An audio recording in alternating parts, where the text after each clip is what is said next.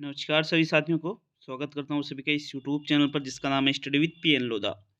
साथियों, third grade शिक्षक भर्ती परीक्षा 2023 के लिए राजस्थान अध्ययन की टेस्ट सीरीज हमने चला रखी है। कक्षा 6 से 12वीं तक की जो किताबें हैं यहाँ से कक्षा 6 की किताब, 7वीं की किताब और 8वीं की किताब हमने कंप्लीट कर ली है। देखिए, 9वीं 10वीं की किताब 11वीं 12वीं की करेंगे, उसके बाद में 9वीं 10वीं की किताबों को करेंगे। तो कक्षा 11वीं की जो किताब चल रही है इसमें टोटल 8 पार्ट है। इसका अध्याय नंबर 5 आज हल करने वाले हैं।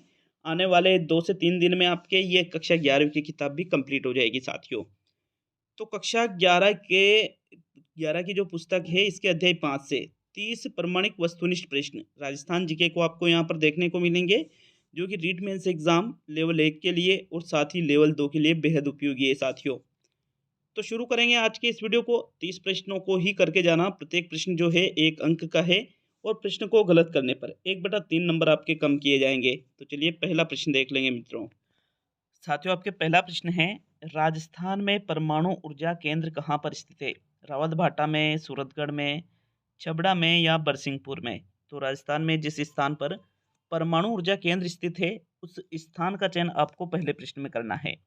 साथियों, पहले प्रश्न का आंसर देखें तो भाई सूरतगढ़, गंगानगर या छबड़ा में या बरसिंहपुर में परमाणु ऊर्जा केंद्र स्थित नहीं है, बल्कि आपके जो रावत भाटा कहाँ पर पड़ता है, आपके चित्तौड़गढ़ में पड़ता है साथियों। बिल्कुल यहीं पर राजस्थान में परमाणु ऊर्जा का केंद्र स्थित है। तो विकल्प नंबर 1 जो है आपके पहले प्रश्न का सही आंसर है साथियों। प्रश्न संख्या 2 की ओर बढ़ेंगे। दूसरा प्रश्न देखते हैं, राजस्थान का प्राकृतिक गैस पर आधारित विद्युत ग्रह कहाँ स्थित है? बरसिंहपुर में, पलाना में, अंता में या फलोदी में? तो देखो, प्राकृतिक गैस पर आधारित विद्युत ग्रह पूछा गया है प्रश्न संख्या 2 में। और साथियों, दूसरे प्रश्न का आंसर देखें तो राजस्थान में प्राकृतिक गैस पर आधारित जो विद्युत ग्रह है ये आपके अंता अंता कहाँ पर कौन से डिस्ट्रिक्ट में पड़ता है साथियों? 12 डिस्ट्रिक्ट में पड़ता है। बिल्कुल अंता 12 में ही राजस्थान का प्राकृतिक गैस पर आधारित विद्युत ग्रह स्थित है। विकल्प नंबर जो 3 है आपके दूसरे प्रश्न का सही आंसर है साथियों। प्रश्न संख्या 3 की ओर बढ़ेंगे। तो चलिए तीसरा प्रश्न देखिएगा। प्रश्न नंबर 3 है आपके, इनमें से कौन सा तापीय विद्युत केंद्र नहीं है? कोटा, रावतभाटा, सूरतगढ़ और छपरा। तो इनमें से जो तापीय विद्युत केंद्र नहीं है उसके बारे में आपको प्रश्न संख्या 3 में बताना है।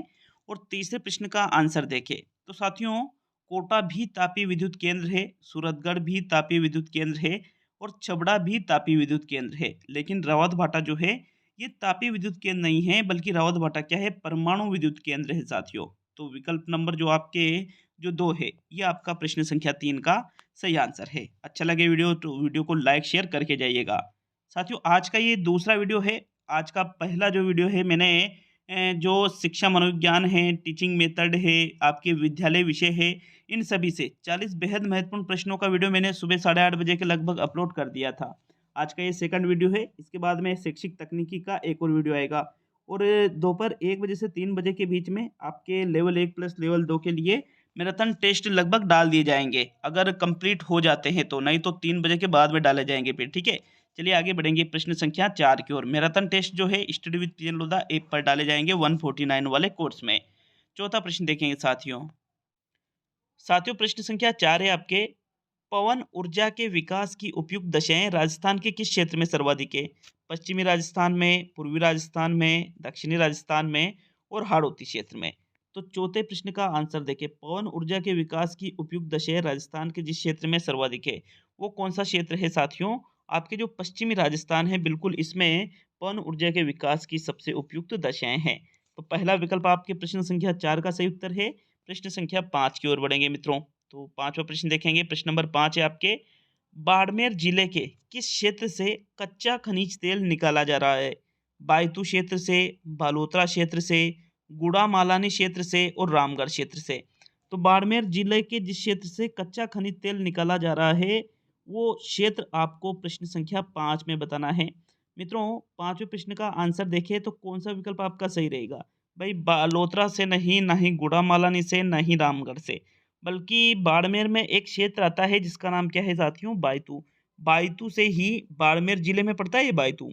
कच्चा खनिज तेल निकाला जा रहा है। पहला विकल्प आपके प्रश्न नंबर 5 का सही आंसर है। नेक्स्ट बढ़ेंगे साथियों प्रश्न संख्या 6 की तरफ। छठा प्रश्न देखेंगे मित्रों। प्रश्न नंबर 6 में है आपके, राज्य में गैर परंपरागत किस ऊर्जा स्रोत के विकास की सर्वाधिक संभावना है? बायोगैस की, सौर ऊर्जा की, पवन ऊर्जा की और भूतापीय ऊर्जा की। तो गैर परंपरागत ऊर्जा का मतलब किससे लिया जाता है कि भाई ऊर्जा का वह प्रकार जिसका उत्पादन पुनः किया जा सकता है। मतलब ऐसा नहीं है कि एक बार यूज करने के बाद वो नष्ट हो जाए, जैसे पेट्रोल है। पेट्रोल का उपयोग आप एक से अधिक बार नहीं कर सकते हो। एक बार पेट्रोल डलवाया, मान लीजिए कि भाई आपने गाड़ी में ही पेट्रोल डलवाया, पेट्रोल खत्म, तो दोबारा उस पेट्रोल का आप उपयोग नहीं कर सकते हो, तो वो तो परंपरागत साधन। गैर गैर परंपरागत साधन मतलब उसका निर्माण दोबारा से किया जा सकता है। तो साथियों, गैर परंपरागत जिस ऊर्जा स्रोत के विकास की सर्वाधिक संभावना राजस्थान में है, बायोगैस, सौर ऊर्जा, पवन ऊर्जा और भूतापी, इनमें से वो कौन सा रहेगा? जो सौर ऊर्जा है, सौर ऊर्जा के विकास की सर्वाधिक संभावना है राजस्थान में। क्योंकि राजस्थान में गर्मी बहुत ज़्यादा पड़ती है, रेगिस्तान तपता बहुत है साथियों। तो बिल्कुल यहाँ पर बरसात, पश्चिमी राजस्थान में बहुत कम बरसात होती है, बादल भी कम रहते हैं, बादल कम रहते हैं तो धूप अधिक निकलेगी। तो बिल्कुल सौर ऊर्जा की सर्वाधिक संभावना राजस्थान में रहती है। विकल्प नंबर आपका जो 2 है मित्रों, प्रश्न नंबर 6 का सही उत्तर है। बढ़ेंगे साथियों प्रश्न संख्या 7 की तरफ। तो आपके प्रश्न नंबर 7 है, देश के सबसे बड़े सोलर पार्क की स्थापना कहाँ की गई? देबारी उदयपुर में, चंदेरिया चित्तौड़गढ़ में, बीछवा बीकानेर में और बरला जोधपुर में। साथियों, देश के सबसे बड़े सोलर पार्क के बारे में पूछा गया है। सातवें प्रश्न का आंसर देखें तो कौन सा विकल्प आपका सही रहेगा? भाई देबारी कहाँ पड़ता है? उदयपुर में, यहाँ पर नहीं है। चंदेरिया कहाँ पड़ता है? चित्तौड़गढ़ में, यहाँ पर भी नहीं है। ना ही बीचवा बीकानेर में है। बल्कि देश का सबसे बड़ा सोलर पार्क, देखो बहुत ही इंपॉर्टेंट क्वेश्चन है साथियों एग्जाम के लिए, कहाँ पर स्थित है? जोधपुर में एक स्थान आता है जिसका नाम क्या है? भड़ला। भड़ला जोधपुर में ही देश का सबसे बड़ा सोलर पार्क स्थापित किया गया है। चौथा विकल्प आपके प्रश्न संख्या 7 का सही आंसर है साथियों। आगे बढ़ेंगे प्रश्न संख्या 8 की ओर। आठवां प्रश्न है आपके, लौह अयस्क मैग्नीज है, सीसा जस्ता है, चांदी है, तांबा है आदि किस प्रकार के खनिज है? धात्विक खनिज है ये, अधात्विक खनिज है, ऊर्जा खनिज है और इनमें से सभी। तो भाई लौह अयस्क, मैग्नीज, सीसा जस्ता, चांदी, तांबा, क्या इनसे ऊर्जा बनती है? ऊर्जा नहीं बनती है, तो ऊर्जा खनिज ये नहीं है साथियों। अब ऊर्जा खनिज नहीं है तो फिर सभी भी आपका आंसर नहीं होगा, ठीक है। धात्विक या अधात्विक, आठवें प्रश्न का आंसर देखिए साथियों। तो प्रश्न नंबर 8 में कौन सा विकल्प सही रहेगा? लौह अयस्क है, मैग्नीज है, सीसा जस्ता, चांदी, तांबा, ये सभी धात्विक खनिजों के अंतर्गत आते हैं। किसके अंतर्गत? धात्विक खनिजों के अंतर्गत। विकल्प नंबर 1 आपके प्रश्न नंबर 8 का सही आंसर है। नेक्स्ट 9वें प्रश्न की ओर बढ़ेंगे मित्रों। प्रश्न संख्या 9 को देखते हैं। तो 9वां प्रश्न है आपके, राजस्थान में कौन सा कोयला पाया जाता है? पीट, एंथ्रासाइट, बिटुमिनस और लिग्नाइट। भाई कोयले के कितने प्रकार होते हैं? 4 प्रकार होते हैं। पहला जो कोयला होता है सबसे उच्च क्वालिटी का, उसका नाम है एंथ्रासाइट। फिर इसके बाद में आता है बिटुमिनस का नाम, फिर इसके बाद में आता है साथियों लिग्नाइट का नाम, और फिर इसके बाद में आता है पीट का नाम। तो ये 4 प्रकार का जो कोयला है, एंथ्रासाइट में सर्वाधिक कार्बन की मात्रा पाई जाती है। यहाँ पर देखो बिटुमिनस, लिग्नाइट, पीट, राजस्थान की बात की जा रही है। तो राजस्थान में जो कोयला पाया जाता है वो तीसरे नंबर का, क्वालिटी में तीसरे नंबर का जो कोयला है लिग्नाइट। लिग्नाइट कोयला राजस्थान में सर्वाधिक पाया जाता है। तो बिल्कुल विकल्प नंबर सर्वाधिक क्या, राजस्थान में लिग्नाइट ही पाया जाता है। विकल्प नंबर आपका जो 4 है 9वें प्रश्न का सही आंसर है। नेक्स्ट 10वें प्रश्न की ओर बढ़ेंगे। चलिए 10वां प्रश्न देख लेते हैं। प्रश्न नंबर 10 में क्या पूछा जा रहा है। साथियों प्रश्न नंबर 10 है, राजस्थान में लिग्नाइट कोयला कहाँ पाया जाता है? बरसिंहसर बीकानेर में, मेड़ता नागौर में, कपूरड़ी बाड़मेर में और इनमें से सभी। तो भाई लिग्नाइट कोयला राजस्थान में जहाँ पर पाया जाता है, बरसिंहसर में, बरसिंहसर कहाँ पड़ता है? बीकानेर में, यहाँ भी लिग्नाइट कोयला पाया जाता है। मेड़ता नागौर में भी लिग्नाइट कोयला पाया जाता है और कपूरड़ी बाड़मेर में भी लिग्नाइट कोयला पाया जाता है। तो चौथा जो विकल्प है बिल्कुल सही आंसर है, इनमें से सभी वाला। लिग्नाइट कोयला इन सभी जगहों पर पाया जाता है। फोर्थ विकल्प 10वें प्रश्न का भी सही आंसर है साथियों। बढ़ेंगे प्रश्न संख्या 11 की ओर। 11वां प्रश्न देखते हैं। राजस्थान में लिग्नाइट ताप विद्युत संयंत्र स्थित है? सूरतगढ़ श्री गंगानगर में, मेड़ता नागौर में, गिरल बाड़मेर में और छबड़ा बारा में। तो भाई देखो लिग्नाइट ताप विद्युत संयंत्र राजस्थान में जिस स्थान पर स्थित है, प्रश्न संख्या 11 में आपको उसका आंसर बताना है साथियों। 11वें प्रश्न का आंसर देख लेते हैं। भाई लिग्नाइट ताप विद्युत संयंत्र राजस्थान में कहाँ पर स्थित है? तो गिरल नामक स्थान है बाड़मेर में। बिल्कुल यहीं पर राजस्थान में लिग्नाइट ताप विद्युत संयंत्र स्थित है मित्रों। थर्ड विकल्प आपकी 11वें प्रश्न का सही आंसर है। नेक्स्ट 12वें प्रश्न की ओर बढ़ते हैं। प्रश्न संख्या 12 को देखेंगे। किस बेसिन में खनिज तेल पाया जाता है? जैसलमेर बेसिन में, बीकानेर नागौर बेसिन में, बाड़मेर सांचौर बेसिन में और इन सभी बेसिनों में। तो जिस बेसिन में या इन सभी बेसिनों में आपको देखना है वो तो खैर आपके हिसाब से खनिज तेल पाया जाता है, उनका चयन आपको प्रश्न नंबर 12 में करना है मित्रों। 12वें प्रश्न का आंसर देखें तो भाई जैसलमेर बेसिन में भी खनिज तेल पाया जाता है, बीकानेर नागौर बेसिन में भी खनिज तेल पाया जाता है और बाड़मेर सांचौर बेसिन में भी खनिज तेल पाया जाता है। मतलब इनमें से इन सभी बेसिनों में खनिज तेल पाया जाता है। तो फोर्थ विकल्प आपके प्रश्न नंबर 12 का सही उत्तर है। नेक्स्ट प्रश्न संख्या 13 की ओर बढ़ते हैं। चलिए 13वां प्रश्न देख लेंगे। प्रश्न नंबर 13 क्या पूछ रहा है आपसे। साथियों 13वां प्रश्न है, घोटारू, कमली ताल, तनोट, मनिहारी टीबा, रामगढ़, राजेश्वरी, डांडेवाला आदि स्थानों से किस प्रकार के भंडार प्राप्त हुए हैं? खनिज तेल के, प्राकृतिक गैस के, रासायनिक उर्वरक के और जल भंडार। तो भाई ये कुछ स्थानों के नाम प्रश्न संख्या 13 में दिए हुए हैं। जैसे आपके घोटारू है, कमली ताल है, तनोट है, मनिहारी टीबा है, रामगढ़ है, राजेश्वरी है, डांडेवाला है।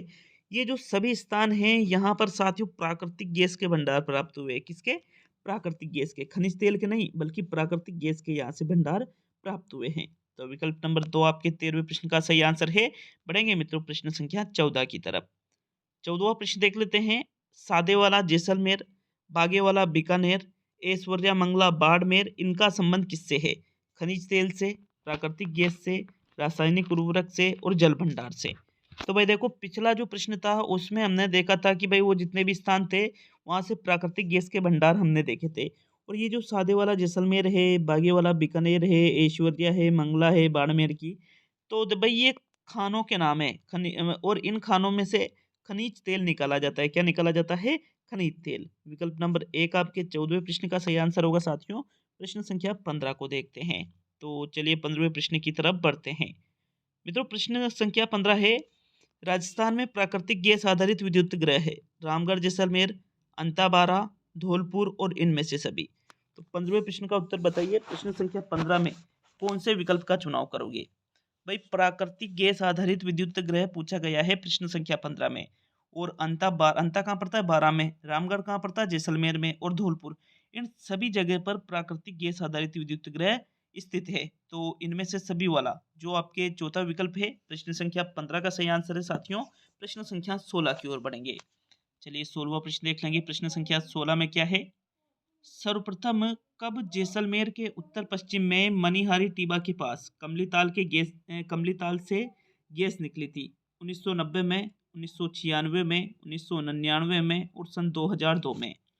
तो भाई सर्वप्रथम की बात की जा रही है। सबसे पहले जैसलमेर के उत्तर पश्चिम में मनिहारी टीबा स्थित है साथियों। यहाँ से सबसे पहले मनिहारी टीबा के पास में कमली ताल स्थित है। यहाँ से सबसे पहले जिस सन में गैस निकली थी वो कौन सा सन है भैया? आपके 1996 में यहाँ से सबसे पहले गैस निकली थी। तो बिल्कुल मतलब गैस की खोज हुई थी। ठीक है, तो दूसरा विकल्प आपके प्रश्न संख्या 16 का सही आंसर है। नेक्स्ट प्रश्न संख्या 17 की ओर बढ़ते हैं। प्रश्न नंबर 17 में क्या है देख लेते हैं साथियों।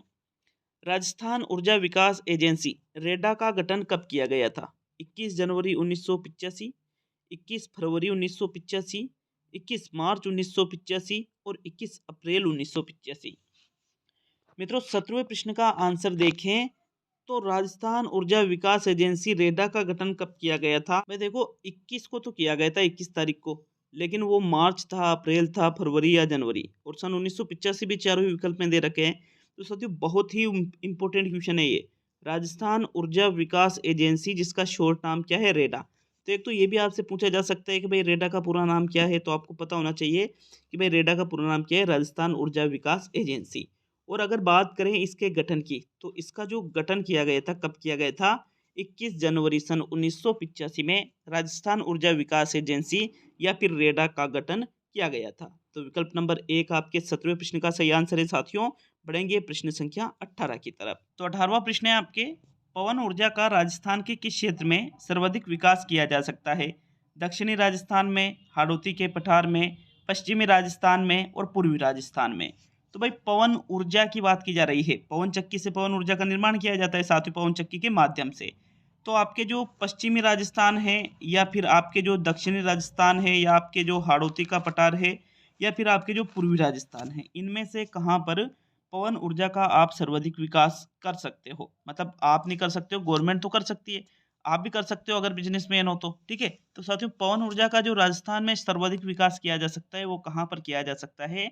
जो राजस्थान का पश्चिमी भाग है, ठीक है, पश्चिमी राजस्थान में पवन ऊर्जा का सर्वाधिक विकास किया जा सकता है। थर्ड विकल्प आपके प्रश्न नंबर 18 का सही आंसर है साथियों। बढ़ेंगे प्रश्न संख्या 19 की तरफ। देखिएगा प्रश्न नंबर 19 को, बायोगैस ऊर्जा किससे प्राप्त की जाती है? पशुओं के गोबर व खेतीहर अपशिष्ट से, एलपीजी से, सीएनजी से या इनमें से सभी से? तो भाई बायोगैस ऊर्जा जिससे प्राप्त की जाती है वो आपको 19वें प्रश्न में देखना है। साथियों, 19वें प्रश्न का आंसर देखिए तो कौन सा विकल्प आपका सही रहेगा? भाई बायोगैस जो है ये एलपीजी सीएनजी से प्राप्त नहीं की जाती है, बल्कि बायोगैस ऊर्जा जो है ये पशुओं के गोबर व खेतीहर अपशिष्ट से प्राप्त की जाती है। इनको सड़ा करके, इनको एक बार तो मतलब इकट्ठा करके इनको सड़ाया जाता है और एक निश्चित माध्यम से ये ऊर्जा प्राप्त की जाती है बायोगैस, पशुओं के गोबर और खेतीहर अपशिष्ट से। साथियों, 19वें प्रश्न में आपके विकल्प नंबर जो 1 है सही रहेगा। प्रश्न संख्या 20 की ओर बढ़ेंगे।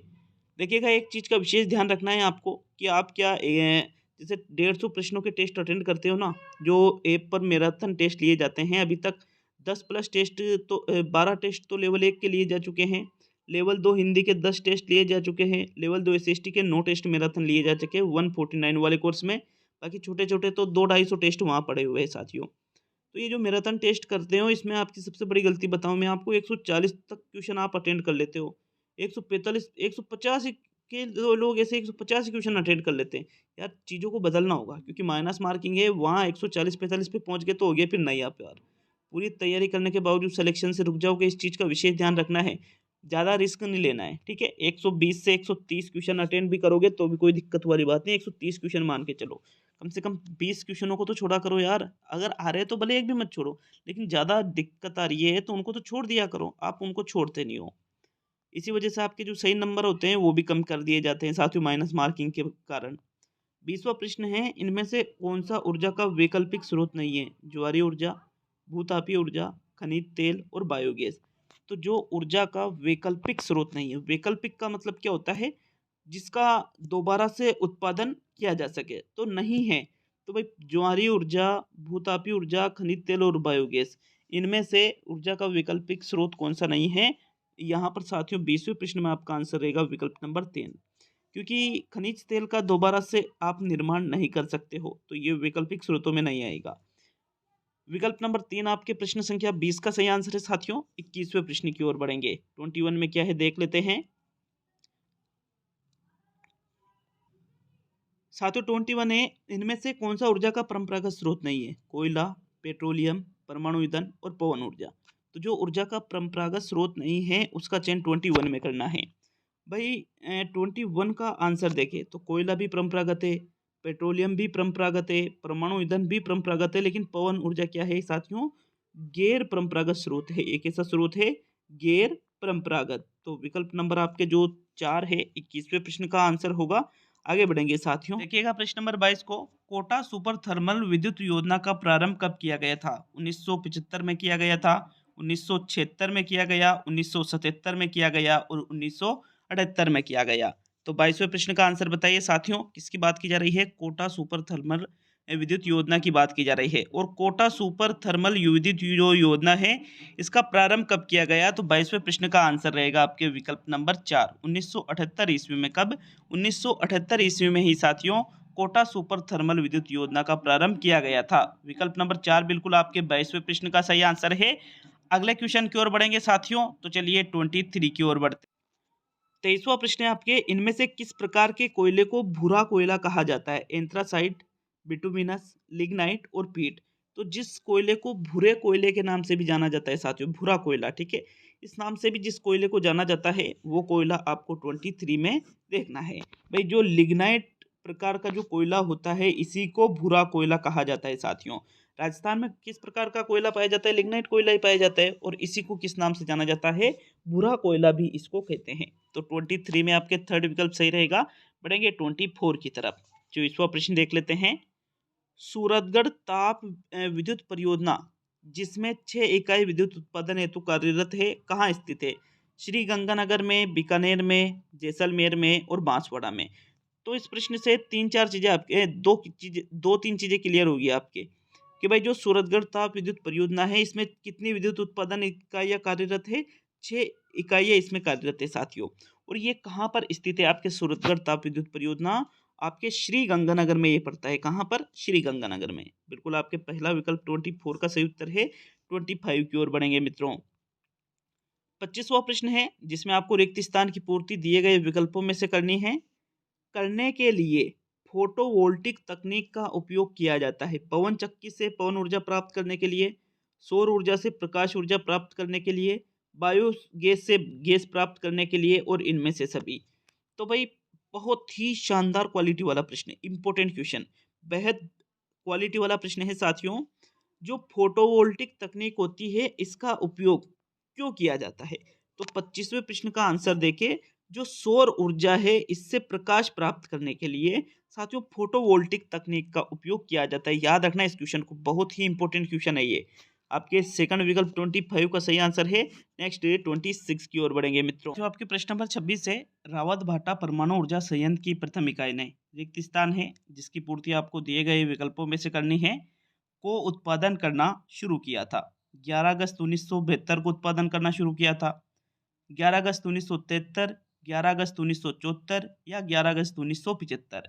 तो जो रावत भाटा परमाणु ऊर्जा संयंत्र कहाँ पर स्थित है आपके चित्तौड़गढ़ में स्थित है साथियों। इसकी जो प्रथम इकाई है, इस प्रथम इकाई के द्वारा 11 अगस्त 1972 को, कब?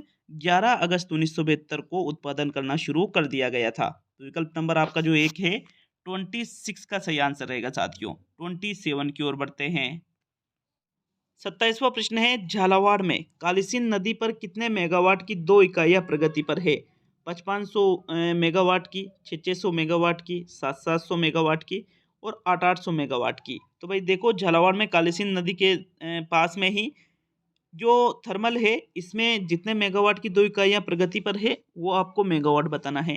तो 27 का आंसर देख लेते हैं मित्रों। 27 में कौन सा विकल्प आपका सही रहेगा? जो विकल्प नंबर 2 है, 600 मेगावाट की 2 इकाइयां प्रगति पर है झालावाड़ में कालीसिंध नदी पर जो थर्मल लगा हुआ है। विकल्प नंबर आपका जो 2 है साथियों 27 का सही आंसर रहेगा। चलिए 28 की ओर बढ़ेंगे। तो 28वां प्रश्न देखेंगे, इनमें से किस जिले में माही बजाज सागर परियोजना से जल विद्युत की प्राप्ति हो रही है? चित्तौड़गढ़ में, उदयपुर में, बांसवाड़ा में और झालावाड़ में। तो 28 का आंसर देखें। जिस जिले में माही बजाज सागर परियोजना से जल विद्युत की प्राप्ति हो रही है साथियों, वो इनमें से कौन सा जिला है? झालावाड़ में तो हो नहीं रही है, चित्तौड़, उदयपुर या बांसवाड़ा। तो 28 का आंसर रहेगा आपके विकल्प नंबर 3। बिल्कुल बांसवाड़ा जिले में माही बजाज सागर परियोजना से जल विद्युत की प्राप्ति हो रही है। 28 में आपके थर्ड विकल्प सही है। अब सेकंड लास्ट प्रश्न की ओर बढ़ेंगे साथियों। अच्छा लगे वीडियो तो वीडियो को लाइक शेयर करना और चैनल पर नए हो तो चैनल को सब्सक्राइब करके जाना साथियों। सब्सक्राइब करने के साथ बेल आइकन ऑन कर लेना। एग्जाम तक इसी प्रकार से वीडियो आपको प्रोवाइड किए जाएंगे और रेगुलर आपके पास नोटिफिकेशन पहुंचे इसके लिए इस चैनल को सब्सक्राइब करना पड़ेगा और बेल आइकन ऑन करना पड़ेगा मित्रों। तो बिल्कुल रेगुलर आपके पास नोटिफिकेशन पहुंच जाएंगे जैसे ही मैं कोई वीडियो अपडेट करता हूं यूट्यूब पर।